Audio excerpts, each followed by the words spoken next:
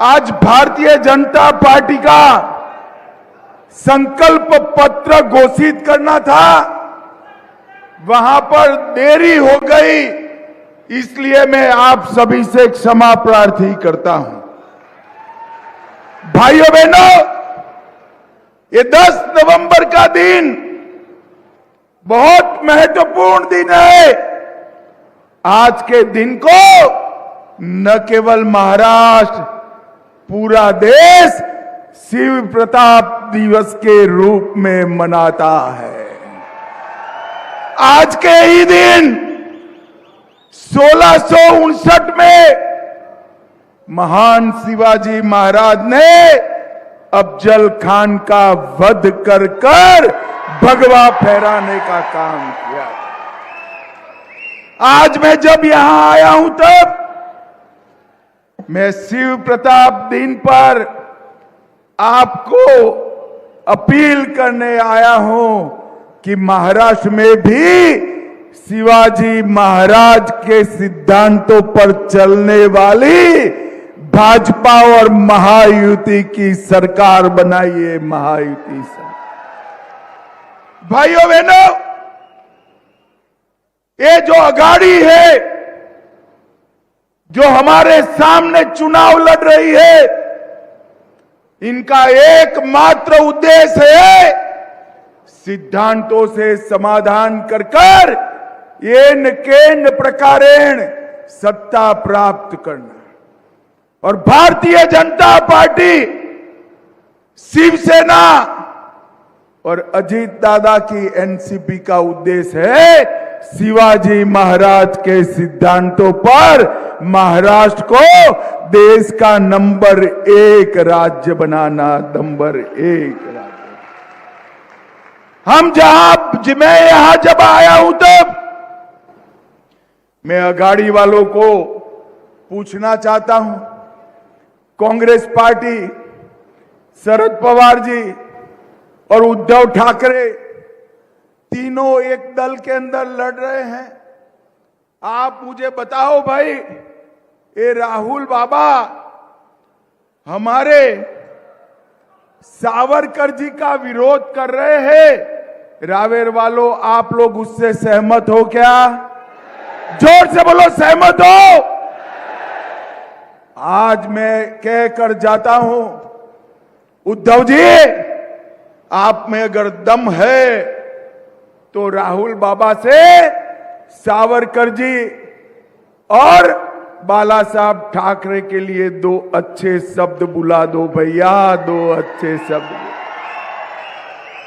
वो नहीं बोलेंगे, क्योंकि ये सिद्धांतों से बना गठबंधन नहीं है। हमारा गठबंधन महाराष्ट्र की संस्कृति की रक्षा के लिए बना है। हमारा गठबंधन शिवाजी महाराज के सिद्धांतों पर चलती हुई पार्टियों का गठबंधन है। और हमारा गठबंधन महाराष्ट्र को समृद्ध बनाने वाला गठबंधन। भाइयों बहनों, अभी उलेमाओं के एक संगठन ने कांग्रेस पार्टी को एक आवेदन पत्र दिया, जिसमें इन्होंने कहा है कि महाराष्ट्र में मुसलमानों के लिए 10% आरक्षण करिए। इसका मतलब क्या होता है? इसका मतलब ये होता है कि 50% आरक्षण ऑलरेडी हो चुका है, बढ़ोतरी करनी है तो किसी का काटना पड़ेगा। अब 10% अगर माइनॉरिटी को देना है तो दलितों का, आदिवासियों का और ओबीसी का आरक्षण काट कर देना पड़ेगा। रावेर वालों, पिछड़ा वर्ग का, ओबीसी वर्ग का आरक्षण कट जाए, उसमें आप सहमत हो क्या? अरे जोर से बोलो, सहमत हो? दलितों का कट जाए, इसमें सहमत हो? और आदिवासियों का कट जाए, उसमें सहमत हो? ये अघाड़ी वाले सत्ता की भूख में अंधे हो चुके हैं। मगर मैं कह कर जाता हूं, जब तक भारतीय जनता पार्टी का एक भी सांसद या विधायक विधानसभा और संसद में है, माइनॉरिटी को आरक्षण नहीं मिल पाएगा। ये हमारा संकल्प। भाइयों बहनों, मुझे बताओ, ये कश्मीर जो है हमारा है या नहीं है? अरे जोर से बोलो, है या नहीं है? धारा 370 हटानी चाहिए थी या नहीं हटानी चाहिए थी? हमने धारा 370 को हटा दिया। मोदी जी ने आजादी के बाद सबसे बड़ा फैसला लिया धारा 370 हटाने का।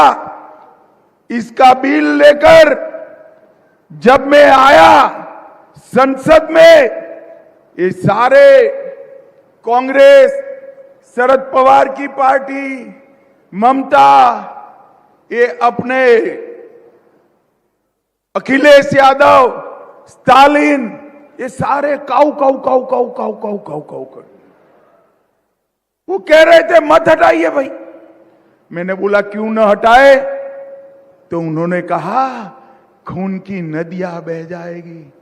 अरे राहुल बाबा, 6 साल हो गया, खून की नदियां छोड़ो, किसी की कंकर चलाने की हिम्मत नहीं है कंकर चलाने। ये भारतीय जनता पार्टी की सरकार है, नरेंद्र मोदी जी की सरकार है, किसी की हिम्मत नहीं है। और जब मोदी जी प्रधानमंत्री बने, इन्होंने हिम्मत की थी उरी और पुलवामा में इन्होंने हमला किया। पहले तो हमला करते थे तो कुछ नहीं होता था, मगर इस बार हमला किया, उनको मालूम नहीं पड़ा कि मोदी जी अभी प्रधानमंत्री है। भाइयों और बहनों, 10 ही दिन के अंदर पाकिस्तान के घर में घुसकर सर्जिकल स्ट्राइक और एयर स्ट्राइक कर आतंकवादियों का सफाया करने का काम हमारे नरेंद्र मोदी जी ने। ये अगाड़ी वाले तुष्टीकरण के लिए देश की पूरी सुरक्षा को पर ताक पर लगाए हुए। भाइयों बहनों, मैं आज आपको कहने आया हूं, ये अयोध्या में राम मंदिर बनना चाहिए था या नहीं बनना चाहिए था? अरे जोर से बोलो रावेर वालों, बनना चाहिए था या नहीं बनना चाहिए था? कांग्रेस पार्टी ने, शरद पवार जी ने 70 साल तक राम मंदिर को लटका कर रखा, अटका कर रखा, भटका कर रखा। आपने 2019 में मोदी जी को प्रधानमंत्री बनाया। मोदी जी ने 5 ही साल में केस भी जीता, निर्माण भी किया और उसका प्राण प्रतिष्ठा कर जय श्री राम कर दिया। और इस बार 550 साल के बाद पहली बार रामलल्ला ने अपनी दीपावली अपने भव्य मंदिर के अंदर बनाई, भव्य मंदिर। और भाइयों बहनों, सिर्फ राम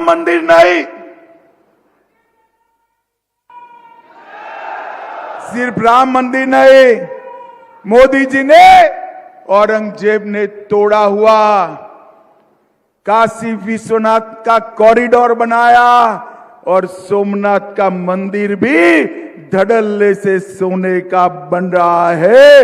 ये भारतीय जनता पार्टी की सरकार है। भाइयों बहनों, जब हमारी यूपी सरकार ने, एकनाथ शिंदे और देवेंद्र जी ने औरंगाबाद का नाम जब महाराज संभाजी के नाम पर रखा तो ये अघाड़ी वाले इसका विरोध करते थे। हमने 370 हटाया, ये विरोध करते थे। राम मंदिर बनाने का ये विरोध करते थे। ट्रिपल तलाक हटाने का ये विरोध करते थे। और मोदी जी अभी अभी वक्फ कानून में संशोधन लेकर आए हैं, इसका भी ये विरोध कर रहे हैं। रावेर वालों, ये वक्फ कानून बदल देना चाहिए या नहीं बदल देना चाहिए? अरे जोर से बोलो, बदलना चाहिए या नहीं बदलना चाहिए? अभी अभी कर्नाटक में गांव के गांव वक्फ की संपत्ति कर दिए। कई मंदिर, किसानों की भूमि, गांव वालों के घर वक्फ की संपत्ति हो गया। और पवार साहब, हमें आपकी मंशा मालूम है। अघाड़ी सरकार बनते ही महाराष्ट्र में भी इसका आप रिपीटेशन करने वाले हो। मगर आप लोग चिंता मत करो, मोदी जी ने तय किया है संसद के अंदर वक्फ कानून को बदलकर ये अधिकार वक्फ बोर्ड के पास नहीं रहने वाला है। नहीं भाइयों बहनों, ये अघाड़ी वाले कहते हैं कि हम महाराष्ट्र का विकास करना चाहते हैं। 2004 से 14 केंद्र में और महाराष्ट्र में अघाड़ी की सरकार थी। सोनिया, मनमोहन सिंह, शरद पवार तीनों केंद्र में थे। यहां पर भी उनकी सरकार थी। मुझे अघाड़ी वाले जरा जवाब दे, 10 साल में आपने महाराष्ट्र के लिए कितना रुपया दिया? भाइयों बहनों, रावेल वालों, देना चाहिए या नहीं देना चाहिए? हिसाब जरा, अरे जोर से बोलो, देना चाहिए या नहीं देना चाहिए? वो नहीं देते हैं, कोई बात नहीं, मैं लेकर आया हूं। 2004 से 14 तक पवार साहब आपने महाराष्ट्र को 1,91,000 करोड़ रुपया दिया। सिर्फ 1,91,000 करोड़। कितना दिया भाई? जोर से बोलो, कितना? और मोदी जी ने, इन्होंने 4 से 14 1,91,000 करोड़ दिया। मोदी जी ने 14 से 24 में 10,15,890 करोड़ रुपया महाराष्ट्र को दिया। ये अगर वोट मांगने आते हैं तो रावेर वालों, इनका हिसाब पूछना। भाइयों और बहनों, उत्तर महाराष्ट्र के लिए हमने ढेर सारे काम किए हैं। 50 साल से लंबित नीलमंडे डैम का काम हमारी सरकार ने पूरा किया। नार पार गिरना परियोजना, इसका काम चालू किया। नासिक पुणे रेलवे को स्वीकृति दी। 55 लाख किसानों को हमने उत्तर महाराष्ट्र में 12,000 रुपया हर साल देने का निर्णय किया। और फिर से यूटी की सरकार बना दो, 12,000 का 15,000 रुपया किसानों को मिलना शुरू हो जाएगा। 1150 करोड़ से 1600 किलोमीटर सड़क उत्तरी महाराष्ट्र में बनाई। 67 लाख गरीबों के बैंक खाते खोले गए। 16 लाख गरीबों के घर में नल से जल पहुंचाया। 11,35,000 गरीबों के घर में एलपीजी सिलेंडर पहुंचाया। 67 लाख गरीबों को हर महीना 5 किलो अनाज हर व्यक्ति को देने का काम किया। 67 लाख लोगों को 5 लाख तक का पूरा आयुष्य का खर्चा हमने दिया। 16 लाख घरों में शौचालय बनाए और पीएम जनधन योजना के तहत भी ढेर सारे काम किए। यहां बहुत सारी बहनें भी आई हैं। लाडली बहन योजना का 1500 का चेक आता है या नहीं आता है? जरा जोर से बोलो, आता है या नहीं आता है? ये अगाड़ी आएगी तो बंद कर देंगे। इन्होंने इसका विरोध किया है, मगर चिंता मत करो, मैं पूरे महाराष्ट्र में जाकर आया हूं। महायुति की सरकार बनने वाली है, महायुति की सरकार। और महायुति की सरकार बनते ही आपका 1500 रुपये को बढ़ाकर 2100 रुपया करने का काम भारतीय जनता पार्टी करेगी। पीएम किसान के जरिए हर किसान को 15,000 देंगे, 20% एमएसपी बढ़ाई जाएगी, वृद्ध, विधवा और दिव्यांग का पेंशन 1500 रुपये से बढ़ाकर 2100 रुपया किया जाएगा।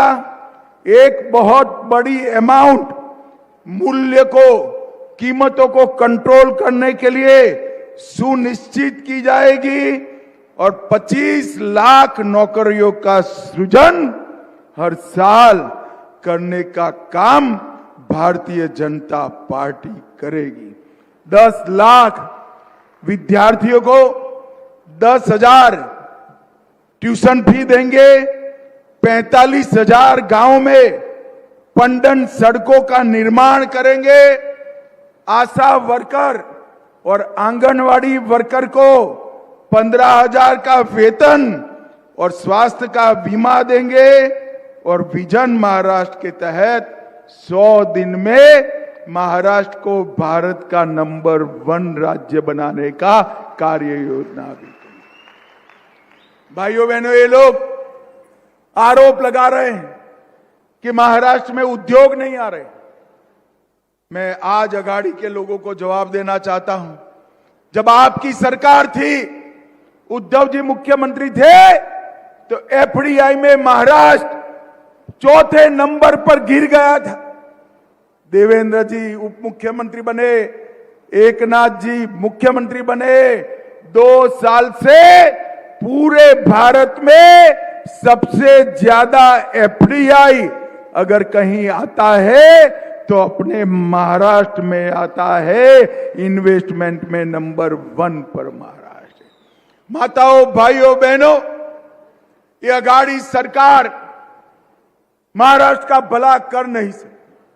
ऊपर आपने नरेंद्र मोदी जी को प्रधानमंत्री बनाया है, नीचे भी महायुति की सरकार बनाइए।